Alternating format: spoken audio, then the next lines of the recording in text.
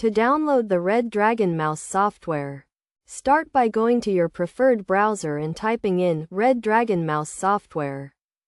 One of the first websites that should appear is Redragon Zone, located at redragonzone.com. Open this website, then click on the Mouse section, where you will find a list of available mouse models.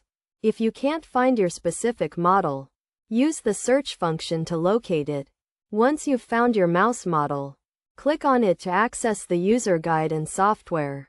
Click on the Software button to initiate the download, which will open a Google Drive document. From here, click the Download button, and Google will scan the file for viruses. Since this is an official website, the file is safe to download. After clicking Download Anyway, the file will begin downloading to your computer. The file size is approximately 40 megabytes, so the download time will depend on your internet speed. Once the download is complete, you'll have a raw folder. Click on it, right-click, and select Extract All. Then click Extract again. This will create a new folder, which you should open and find the setup file.